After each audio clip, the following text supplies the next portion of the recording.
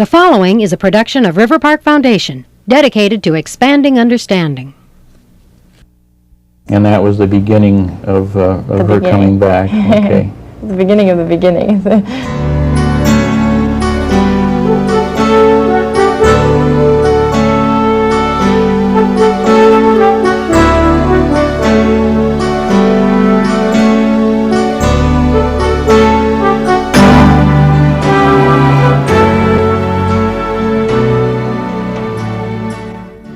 The beginning of the beginning. That really does say it, doesn't it? It does, Dad. I can really relate to a lot of the things that Brooke says.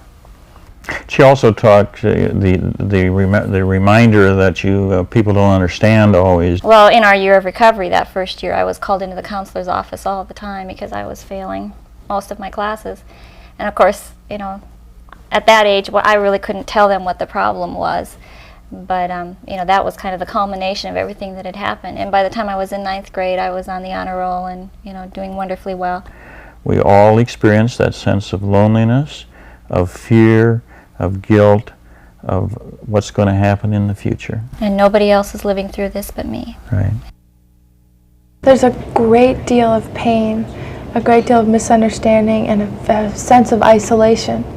I was never not provided for at all. I always was fed, I always was put to bed, I always had shelter and clothes and school and everything. So any of the negative feelings that I had, I felt guilty for. Because I felt I could never complain about anything, because anything that I complained about was met with, well, you're fed, aren't you? Yes. You're put to bed, you're taken care of, what do you have to complain about? And so then the pain that's there is it's almost a self-inflicted sort of a pain, because you cannot believe, I was always seeking to make it right, to make it better, to be a better girl. I always thought I was the bad girl and it was always my fault. I went through the gamut of feelings, you know, the anger. Then you try, well, all right, my anger's not going to work. I'm the bad person, you know, and I know it's all my fault, so I will be better. But anytime you're better, it doesn't help at all either. And I tried to get my mom to stop drinking, and she did not want to listen, because it was not her decision and she didn't want to. And I was trying to find a way to make her want to, which was impossible. I called my godmother, who was living with us temporarily, and I had said, you know, that I can't live like this anymore. It's not possible. There's too much at stake as far as everything. I talked to my dad, and I said that I would live with my father if my mother wouldn't stop drinking. Now, I did not want to live with my father, and I knew she didn't want me to, nor did she knew that I didn't want to. So we had to end up intervening, you know, through intervention, and which was a very, you know, here was a woman who I'd listened to all my life. I mean, this was just before I entered in high school. And all of a sudden, I was the one making the plans. I mean, the plans. The roles had to be reversed, and the games that were played were so intense that I so easily fell into them, you know, and I believed everything she said, and every time she'd say, it's going to be different, I'd believe her, and you know, it would last for maybe a couple of days, and then all of a sudden, the next fall would be even that much more intense, you know. And it was the times of irrational behavior, and the Christmases where nothing, you know, was under the tree, and you realized that Santa Claus was maybe didn't want to come to your house that night for some reason, or the embarrassment, the trying to justify and trying to stick up for your mother or your parent, and then how socially acceptable it was. See, with alcohol, that's the difficult part about it, is it's so prevalent and so socially acceptable. And my mother was obviously a Dr. Jekyll and Mr. Hyde kind of a drinker, but she was also very funny. So everybody loved it. Oh, is it life of the party type? Yeah. Everybody loved her, and isn't she funny? And she's the one to take the risks and invite her to the party. She's great. And the sad thing about it is, well, the great thing was she was as great sober as people thought she was when she was drinking. So the feelings of anger, why is this happening to me? Feelings of guilt, some of the feelings I had? Well, the anger was not as so much, why is it happening to me, but why is she doing this? when I respect her so much? Why is she doing this? She set herself up to be such a person to look up to, and here she is being the epitome of the antithesis of that. So the anger at feeling so guilty, because but the belief in being guilty. And the belief in being guilty is still with me. And I think it'll always be with me, because if, God forbid, there's a slip-up in some way, then the tendency for me to feel guilty about that again is going to be right there, because it's a very powerful emotion. And it's probably one of the easiest outs, maybe it's self-punishing or something like that, but that's where the guilt was originated from, because you feel that I knew I mattered to her, that I was the number one. Now the thing is, I was the only one that could make a difference. The perception that that it's socially acceptable to be using alcohol, and then to the extreme that to admit to a problem, the stigma that used to be, I'm sure that became a kind of a barrier in your situation too, at least on your mother's part. How was it in those days in that regard? That was probably one of the most difficult aspects about it, because I think some of the resistance that I was getting from her was that she was Brooke Shield's mother, you know, and to have a problem or a dependency and have to grapple with it is enough. But then to not be anonymous, or to not have the anonymity that one would need just to recover within one's own realm, you know, that's where I really felt my hands were tied. And there was a problem that resulted from it, and it was because I was very unaware. You know, I was a kid, I didn't know what to do. So I went to the first place that I could think of, you know, that I was met with. And it helped, but it was not easy. And I mean, all through it. And the worst part about it, I think the whole thing was when the treatment, the first part of the treatment, which is, I know, a continuing process, was finished. I was more obnoxious at home than I had ever been in my life. I was so horrendous that I was surprised at myself, because I thought, you should be thankful. Mom's home. She's made a big move in her life. There is no more, you know what it means to be an enabler. You know what it means to do this. That part is understood. We can start new now. And I was a brat. I talked back more. I resisted more. And there was something in me that was trying to subconsciously pay her back or something. You were striking out at her. And I was mad at myself. I thought, God, why are you doing this again? What are you doing now? And it took me, then it was my turn. I had to be re-educated too, and I wasn't ready for that. No, but then it was think you needed switched. it? Of course I didn't. Me? Need it? That was the same thing. And then I saw myself falling into the same trap.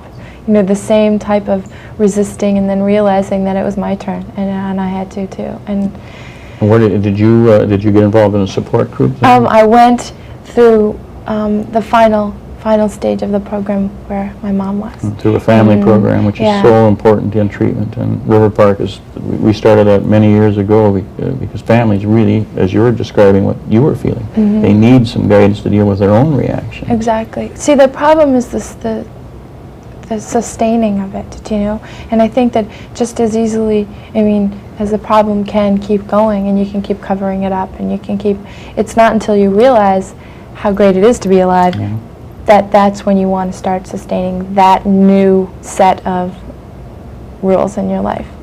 Could you, going back again, because, and I'm thinking of some particular people that I've had experience with, and their trauma and frustration with some of their feelings, and I noted in in your book, which, by the way, we're going to strongly recommend to people. I just think it's a well done book and a good guide for anyone, and surely for young people. But in there you referred to the fact that during these traumatic times of your mother's active alcoholism, that your rest was interrupted in the middle of the night, that you really didn't know you hated to come home from school because you didn't know what you would see. And I can relate to that, because in our family, my daughter's experienced much of that because of my own problems. But can you elaborate on a little bit to what were some of your feelings at that time? Well, it's like living in complete uncertainty. It's a continuous everything you do, you don't know if it's going to be the wrong thing or the right thing, and you're always striving. And I used to say that I wish I could just live with my mom from about 7 in the morning until about 8:30 when I went to school, because that was fine. And the day was fine because I was not home. But I knew that the minute 3 o'clock, 4 o'clock rolled around, I was going to have to go home, and what was I going to be met with? You know, I did not know. And being afraid to have your friends come over to your house because you never know what's going to happen, and knowing that you could handle the brunt of it. I mean, I remember I was awakened one night, I didn't know what time, and my girlfriend and I were forced to come out in the middle of the room and just sit face to face with one another. I mean, it was absurd. It had nothing to do with anything. And I knew if I had to do it by myself, I would say, well, this is just a part of it, I'll sit here and then I'll go. But I was so embarrassed because I didn't want my little girlfriend to get the wrong idea, because I knew that my mom was such a terrific person that I wanted her to see that side of her. You know, and then I was never physically abused. And that even gave me more guilt, because if I had at least been, you know, hit or something, then that would give me reason to say something, or I'd have a bruise to prove it or make her feel guilty. And you know, I didn't, in a way, in a sick sort of a way, I didn't even get that, you know, so there's a feeling of constant, you're walking on eggshells, and you see the whole system all around you start to slowly break down. You know, the relationships break down, the lies start, and you don't know what is right. It gets so confusing because the nature of the disease is the minimizing, the lying, not a moral thing, but it just becomes the cover-ups, the alibying, and the lack, and the denial. The denial. Well, it's very funny if you look at. There's two things I want to say. One, if you look at, in psychology I read that the steps towards death. And it starts off with denial, and then it goes on to different steps, and it ends up at you know, an acceptance where you give up. You accept the reality of the situation. Or you, in the negative sense, before help comes, you give up in the sense of you accept it as a problem, and you say, well, I'm just an alcoholic, that's it. And there's a flip side of that. If you must reach that to say, yes, I'm an alcoholic, I need help, or I'm an alcoholic and that's all there is to it, and I'm just going to keep drinking. You know, so you have to fight both ends. The problem is people don't realize that it is a disease, and that it is a chemical dependency. That is not, I mean, it's usually met with, she drinks a lot or he drinks a lot, and that's what I mean, when you're completely surrounded by the social aspect of it, that's when it's even that much more difficult to fight. The early days of people would come over to the house to visit, and the explanation would be that mother was upstairs with a headache. She wasn't up there with a headache, she was up there drunk, and out of misguided love, they were hiding it, when true love would be to do as you did, to get the person out and get them some help, because if they don't get help, there's only one end to it. And it's interpreted not as love in the beginning. That's right.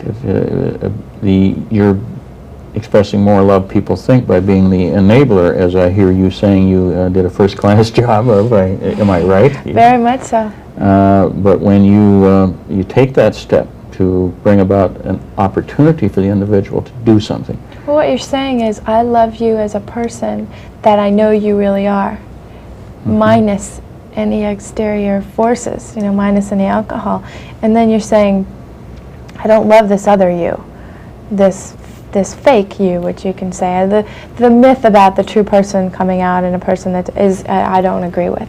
I do agree with the fact that it takes away some inhibitions of people, but that doesn't necessarily mean that their true nature comes out. But what you're saying is, I love you as a person, and I want that person around. I don't want this other intruder around. Right. You know? I love you, but your actions when you are using are simply not acceptable. The intervention, which people, I think, is one of the great procedures that has come to help us help people. Could you describe just a little, because again, someone wondering what can I do for mother, father, whatever the case might be. It was effective, obviously. Was it, at first, was it a little scary, or? It was terrifying. It's, first of all, a person has to realize that they are not alone, that they're not the only one feeling this or going through this, that the only way to help is to act and do something about it. And it was, you know, I mean, I had my mom's bag packed, I had tickets, ready. I had reservations made, and here I was telling someone who had always planned my life for me, what to do. And but it was extremely effective, and it was that step that initiated the whole process. And that was the beginning of her coming back. Okay. The beginning of the beginning. The beginning, then, of a new life is what the show is all about, and this is what basically you and Terry have experienced. What do you see as being very important to the continuation of you and Terry's recovery now? You went through that period of uncertainty, I suppose testing as to whether or not this was for real, and also the change in your feelings, because your role had changed partly, and where before you were handling a problem, I presume now Terry was beginning to handle her own problem somewhat, so your stature in that regard was reduced somewhat. But having worked through that, thank goodness, what's happening today to reasonably maintain the progress in recovery for you and your family?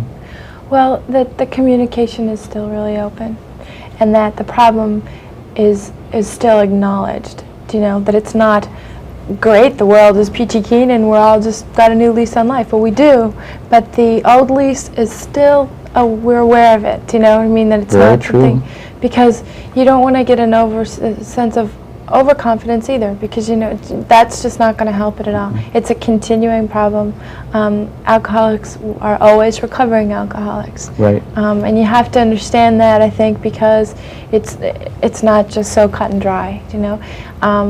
I should do this more. I continually praise the fact that everything that's good that's happening in our life is directly affected by the fact that Mom's not drinking anymore. And it's that much better, and we can enjoy it together. And now, if we're going to fight, we can fight about things that we can really fight about. And it's okay to do some fighting. Right. Well, what you're describing, Brooke, is what I see so often in people's lives, and it's one of the things we say, that this is a disease that can destroy the total person, it can destroy every element of their life, physically, emotionally, spiritually, and take down with it everyone around them. The reverse of that is that in recovery, you reach the point that when you're well, you're weller than well. You're better off than you were before the disease was ever invaded the family. You start to appreciate so much more in life that you didn't appreciate before, that you didn't even see before. And it's also, and then you look around you so much more. Your world has broadened, right? It's broadened, it's become so much more positive. So communications is what you would put up as one of the high, and how about? And I mean, it's, I think probably for us it's hard, and yet we still have to find ways to do it. It's hard because Mom is always Brooke Shield's mother, but that finding groups to talk to keep yourself aware of the nature of what you're dealing with, and to keep the discussion open, whether it's through a group, whether it's through doctors that you feel comfortable with. It's your route. Now is your chance to make the decision of how you want to do it, as long as it's towards the same continuing goal. And your recognition that it isn't just her problem, it's your problem, and your need to grow in your recovery and your understanding of what, not dwelling, and I guess I'm not one to believe in dwelling forever on everything, but realizing that it is there. Being conscious of it. Yeah, right. And expanding our understanding of what it is that we're dealing with. And I think that's one of the good things that's happening, is that in society, and I'd be curious to know what you see among young people, but we believe there is a growing awareness that it is something that can be dealt with, and it's kind of coming out of the closets and being dealt with more. Would you feel that? As our country itself gets more conscious of being health conscious, I think that's an initiator in being aware of the hazards in general, to those who do not have a dependency, the hazards of alcohol and drugs. And then to take it a step further, I think that we're realizing that it is a problem, that it's not only acknowledging it as a problem, that is hitting younger and younger. I mean, or has been, maybe it's starting to change now, but has hit the age group is younger and younger. It's not just, older people or people that you consider adults. I mean, it's hitting younger and younger people. That it's a problem that that can be remedied. That although it is a disease, it's a disease that is very often self-nurtured. Do you know what I mean? Which Right. means that you have that much more of an opportunity to cure it. And it is highly treatable. That's treated, I should Yeah. say. The young people, and we see younger ages, the people we're treating out at River Park are the average age is much younger than when we started many, many years ago. So I think it is, and I don't know, it may be beginning to reverse as people speak out, such as yourself, that there are other ways to deal with life, but Or it's I'm very just concerned about it. Or it's just that the problem has always, or has been so often with young people, it's just that it was so hush-hush for so many years that it didn't come out until people were older. And now that it is more aware, there's more awareness on it, about it, then they can start treating it younger I think ages. that's very true. Tell me, Brooke, you probably have experienced as much stress in your young life. I mean, you built it with good support and with Terry's help and your talents, God-given. You built a tremendous, respectable career, and you're highly appreciated by people. But that doesn't come easy. That you pay a price for that, and there's a lot of stress to it. And yet you have managed to handle those stresses without falling into the chemical way of handling it. What has been the secret or the explanation as to how you have been able to progress in your career? You finished college now, and you're in demand as an entertainer and as an actress. How have you done that? I think that originally it's because I really firsthand saw the hazards. You know, really saw it, realized that it could very easily happen to me. That just based on heredity and you know, genes Right. could very much be a part of my life. Hating it so much and being so averse to it, that wanting to be different. But also seeing how easy it is to fall into the trap, and how, you know, in college, you know, if I would go out to a party and I'd have some punch, or I'd have a beer, or I'd have something, how I'd start to giggle and laugh and say, well, hey, you know, this is great, I feel fun, you know, this is, you know, my exams, the problems, that's okay, you know, I'll deal with it tomorrow. Then realizing, God, that was so easy to do, and it can just get worse and worse. And seeing friends my own age, being always the one to have to help them, you know, get sicker or take them home or do whatever.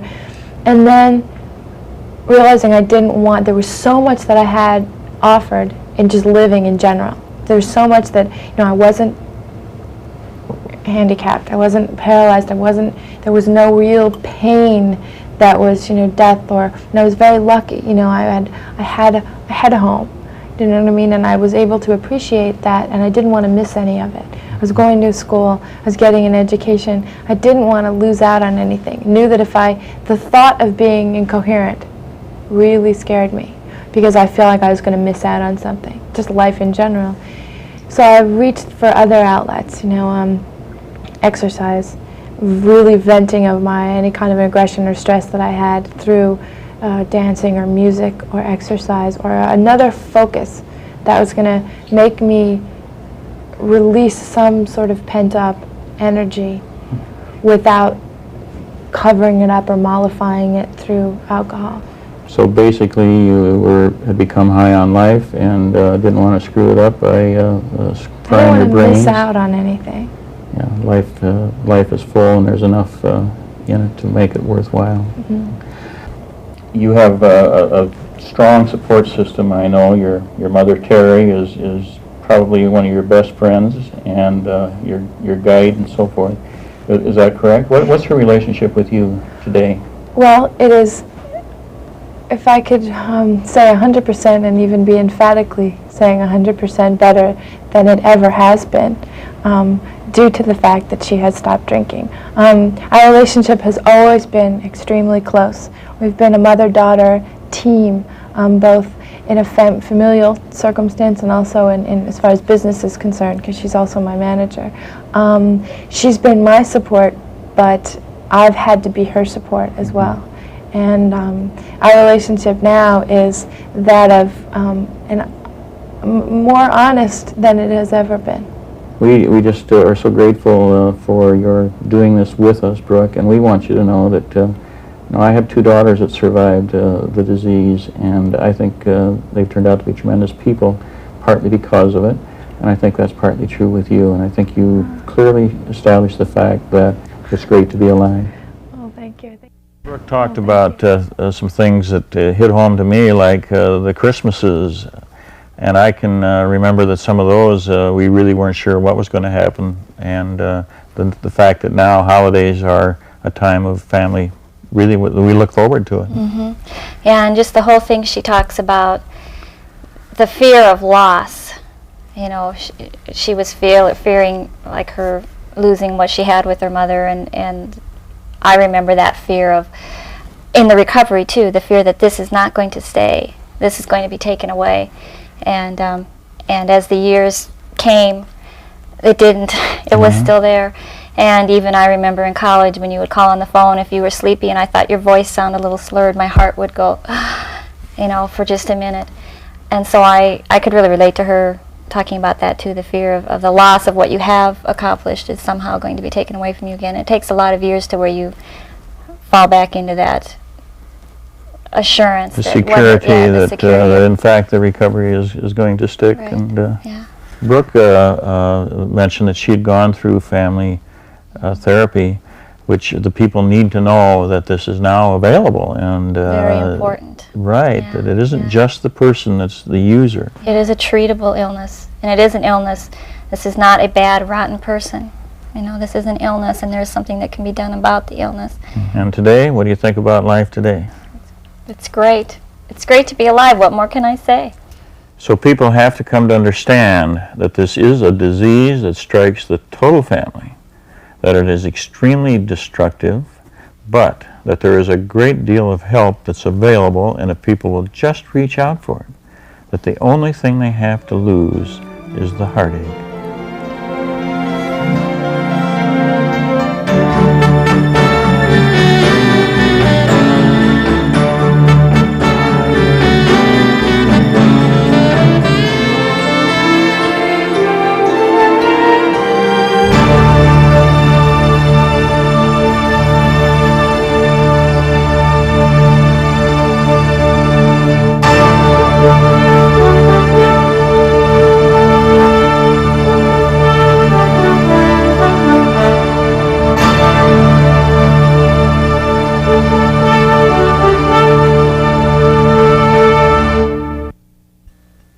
It's Great to Be Alive has been a production of River Park Foundation. We urge you to lose the heartache and find the peace. Help is available in your community. Reach out for it.